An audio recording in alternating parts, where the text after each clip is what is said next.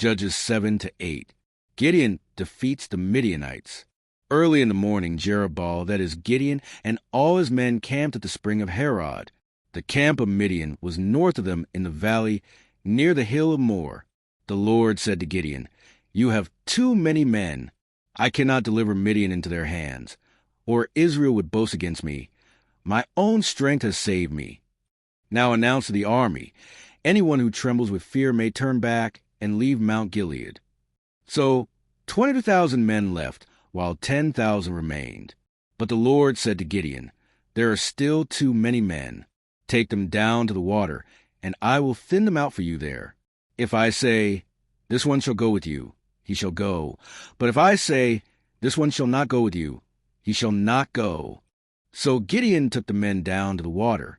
There the Lord told him, "Separate those who lap the water with their tongues as a dog laps from those who kneel down to drink." 300 of them drank from cupped hands, lapping like dogs. All the rest got down on their knees to drink. The Lord said to Gideon, "With the 300 men that lapped, I will save you and give the Midianites into your hands. Let all the others go home." So Gideon sent the rest of the Israelites home, but kept the 300 who took over provisions and trumpets of the others. Now the camp of Midian lay below him in the valley. During that night the Lord said to Gideon, "Get up, go down against the camp, because I am going to give it into your hands. If you are afraid to attack, go down to the camp with your servant Purah and listen to what they are saying. Afterward, you will be encouraged to attack the camp." So he and Purah his servant went down to the outposts of the camp. The Midianites, the Amalekites, and all the other eastern peoples had settled in the valley, thick as locusts. Their camels could no more be counted than the sand on the seashore. Gideon arrived just as a man was telling a friend his dream. "I had a dream," he was saying. A round loaf of barley bread came tumbling into the Midianite camp. It struck the tent with such force that the tent overturned and collapsed. His friend responded, "This can be nothing other than the sword of Gideon, son of Joash, the Israelite. God has given the Midianites and the whole camp into his hands." When Gideon heard the dream and its interpretation, he bowed down and worshipped. He returned to the camp of Israel and called out, "Get up! The Lord has given the Midianite camp into your hands." Dividing the 300 men into 3 companies, he placed trumpets and empty jars in the hands of all of them, with torches inside. "Watch me," he told them. "Follow my lead. When I get to the edge of the camp, do exactly as I do. When I and all who are with me blow our trumpets, then from all around the camp blow yours and shout, 'For the Lord and for Gideon.'" Gideon and the 100 men with him reached the edge of the camp at the beginning of the middle watch, just after they had changed the guard. They blew their trumpets and broke the jars that were in their hands. The 3 companies blew the trumpets and smashed the jars. Grasping the torches in their left hands and holding in their right hands the trumpets they were to blow, they shouted, "A sword for the Lord and for Gideon!" While each man held his position around the camp, all the Midianites ran, crying out as they fled. When the 300 trumpets sounded, the Lord caused the men throughout the camp to turn on each other with their swords. The army fled to Bethshittah towards Arira, as far as the border of Abel-Meholah near Tabbath. Israelites from Naphtali, Asher, and all Manasseh were called out, and they pursued the Midianites. Gideon sent messengers throughout the hill country of Ephraim, saying, "Come down against the Midianites and seize the waters of the Jordan ahead of them as far as Beth-barah." So all the men of Ephraim were called out, and they seized the waters of the Jordan as far as Beth-barah. They also captured 2 of the Midianite leaders, Oreb and Zeb. They killed Oreb at the rock of Oreb, and Zeb at the winepress of Zeb. They pursued the Midianites and brought the heads of Oreb and Zeb to Gideon, who was by the Jordan, Zebah and Zalmunna. Now the Ephraimites asked Gideon, "Why have you treated us like this? Why didn't you call us when you went to fight Midian?" And they challenged him vigorously. But he answered them, "What have I accomplished compared to you? Aren't the gleanings of Ephraim's grapes better than the full grape harvest of Abiezer? God gave Oreb and Zeb, the Midianite leaders, into your hands. What was I able to do compared to you?" At this, their resentment against him subsided.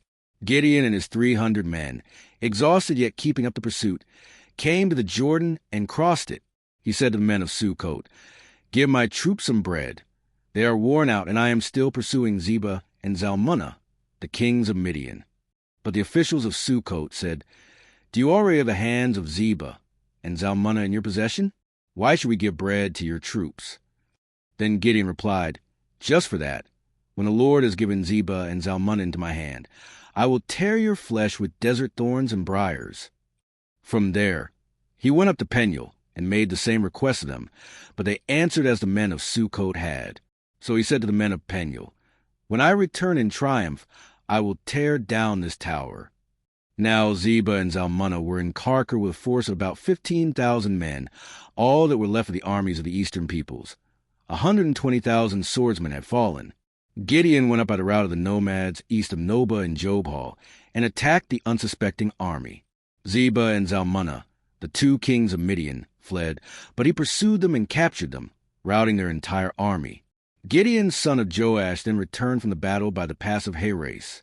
He caught a young man of Sukkot and questioned him, and the young man wrote down for him the names of the 77 officials of Sukkot, the elders of the town. Then Gideon came and said to the men of Sukkot, "Here are Zebah and Zalmunna, about whom you taunted me by saying, 'Do you already have the hands of Zebah and Zalmunna in your possession? Why should we give bread to your exhausted men?'" He took the elders of the town and taught the men of Sukkot a lesson by punishing them with desert thorns and briars. He also pulled down the tower of Peniel and killed the men of the town. Then he asked Zebah and Zalmunna, "What kind of men did you kill at Tabor?" "Men like you," they answered, each one with the bearing of a prince. Gideon replied, "Those were my brothers, the sons of my own mother. As surely as the Lord lives, if you had spared their lives, I would not kill you." Turning to Jether, his oldest son, he said, "Kill them." But Jether did not draw his sword, because he was only a boy and was afraid. Zebah and Zalmunna said, "Come, do it yourself. As is the man, so is his strength."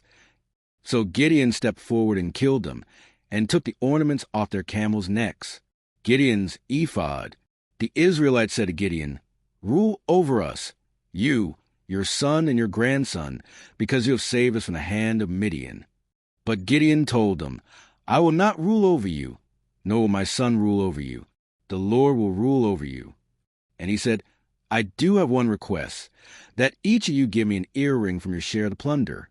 It was the custom of the Ishmaelites to wear gold earrings. They answered, "We'll be glad to give them." So they spread out a garment, and each of them threw a ring from his plunder onto it. The weight of the gold rings he asked for came to 1,700 shekels, not counting the ornaments, the pendants, and the purple garments worn by the kings of Midian, or the chains that were on their camels' necks. Gideon made the gold into an ephod, which he placed in Ophrah, his town. All Israel prostituted themselves by worshipping it there, and it became a snare to Gideon and his family. Gideon's death. Thus Midian was subdued before the Israelites, and did not raise its head again. During Gideon's lifetime, the land had peace 40 years. Jerubbaal, son of Joash, went back home to live. He had 70 sons of his own, for he had many wives. 31 his concubine, who lived in Shechem, also bore him a son, whom he named Abimelech. Gideon, son of Joash, died at a good old age and was buried in the tomb of his father Joash in Ophrah of the Abiezrites. No sooner had Gideon died than the Israelites again prostituted themselves to the Baals.